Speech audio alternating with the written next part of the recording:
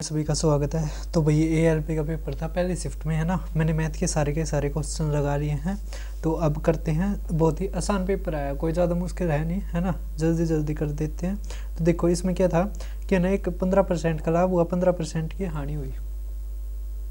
अरे इसमें पूछा होगा, परसेंटेज पूछा हुआ जितना ही है ना, क्योंकि ज़्यादा मुश्किल पेपर नहीं आया था। तो क्या करते हैं, इसमें माइनस का साइन 15 गुणा 15 बटे में 100, है ना। तो कितना आ जाएगा 2.25%। और जब भी है ना बराबर हो ना तो हमेशा नुकसान होता है, तो कितना 2.25% का हमें नुकसान होगा, ठीक है। अब इसमें क्या रखा है, सचिन का 11 इवनिंग का तो जो एवरेज था ना, और 12 इवनिंग में 120 बनाया ना, 120 रन बनाए, तो उसका एवरेज 5 बढ़ गया, है ना। तो देखो इसको कैसे करते हैं, तो 12 पंजे 60, है ना। इसमें तो 60 घटा दो तो 60 बच गया, ये 60 आ जाएगा, ये 65 आ जाएगा। सभी को समझ में आ गया होगा।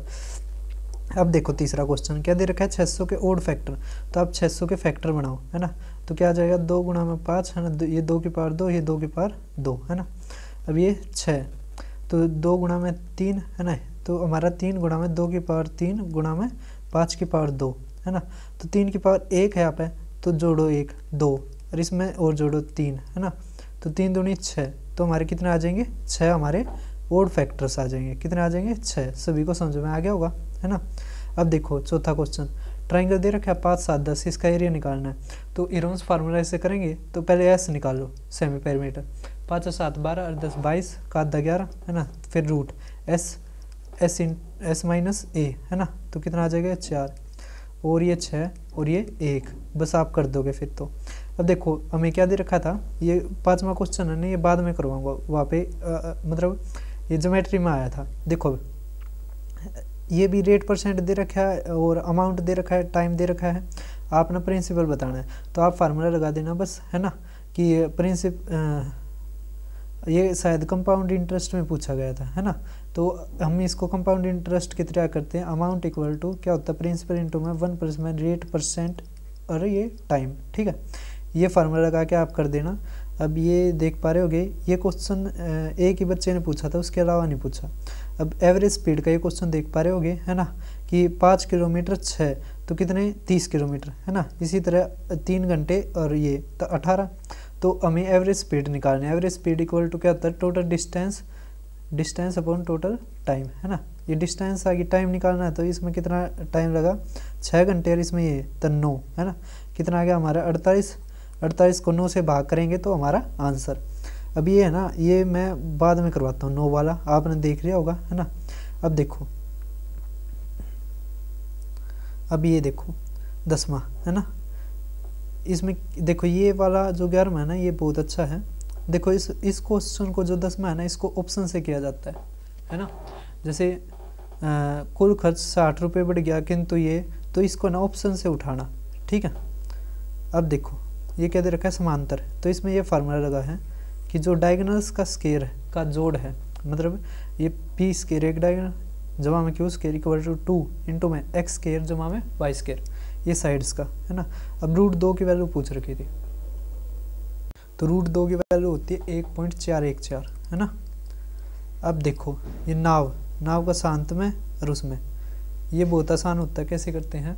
तो आपको पता है जैसे कि ये तो शांत जल की होगी, है ना। तो 30 बटे में 15 जमा में x, है ना, और जमा में 30 15 माइनस x इक्वल टू 4.5।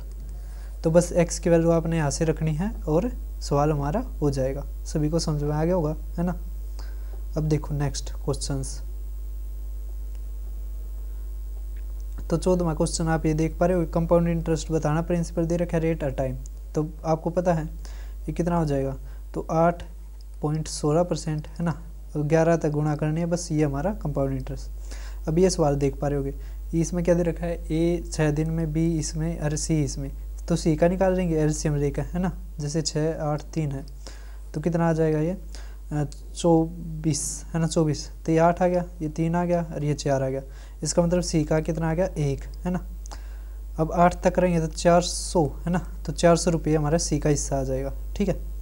तो आसान था सवाल। अब देखो अगला, इसमें क्या दे रखा है, ये देखो इस सवाल को कैसे करते हैं। जो 2 सिंपल इंटरेस्ट है ना वो 400 है और कंपाउंड इंटरेस्ट है 420।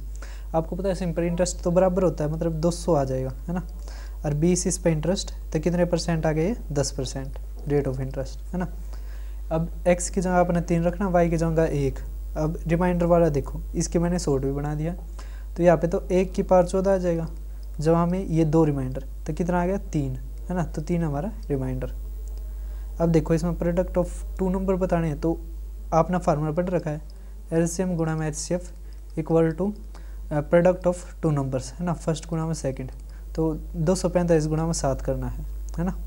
अब देखो ये क्वेश्चन पूछ रखा है सवाल वो साइक्लिक क्वाड्रिलेटर के ऊपर, ABCD। आप साइक्लिक क्वाड्रिलेटर को स्क्वायर मानो और ABC ये D है ना 90 डिग्री रख दो तो 0 आंसर आ जाएगा। अब ये अलजेब्रा का है ना, k स्क्वायर -2, ये तो सभी को पता है। अब देखो 5 टाइम्स ऑफ x और ये 4 टाइम, तो x बटे में y कितना आ जाएगा, 4/5। अब ये 9 है ना, अब जो भी पूछ रखा है वो तो 9 चौक है ना, तो ये 16 हो जाएगा, ये 20, ठीक है हमारा आंसर। एक ये 23 में खुद कर रहे हैं ना, है ना। ये 5वें वाला देखो वो मैंने छुड़वाया था, जो इसमें न्यून कौन था, साइन और कोस का दे रखा था, है ना, साइन निकालना है। अब आपको पता है साइन अपॉन में कोस दे दिया 5/12, है ना। ये क्या होता है, परपेंडिकुलर, जैसे अगर 10 भी माना ये तो परपेंडिकुलर बेस, है ना। तो आपको ट्रिपलेट याद है, 5 12 13, तो 5/13 हमारा आंसर। अभी ये अच्छा क्वेश्चन आया था इसमें, है ना। इसको कैसे करते हैं, देखो 1 लीटर उड़ गया, कितना रह गया 4 लीटर, उसमें भी तो उतनी परसेंटेज होगी ना चीनी की जितनी क्योंकि चीनी थोड़ी ना उड़ा है, तो 5 लीटर ये 6%, है ना। तो हम कर देंगे, ये आसानी तो हो जाएगा, आप कर देना, ठीक है। अब लास्ट के क्वेश्चन हम आगे बस अभी होने वाला है ये, है ना।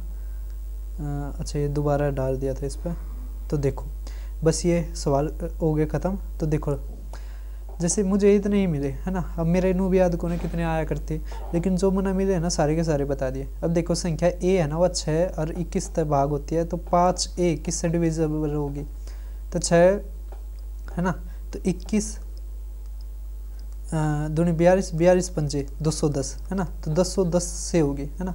आपने 6, 21 और 5 का क्या लेना था, बस एलसीएम लेना था, ठीक है।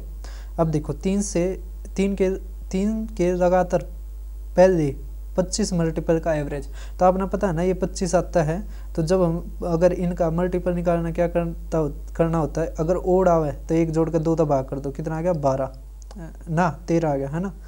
तो अब 13 मतलब 13वां मल्टीपल 3 का क्या होगा 39, तो 39 हमारा आंसर। सभी को समझ में आ गया होगा। चैनल को सब्सक्राइब करो, वीडियो को शेयर करो।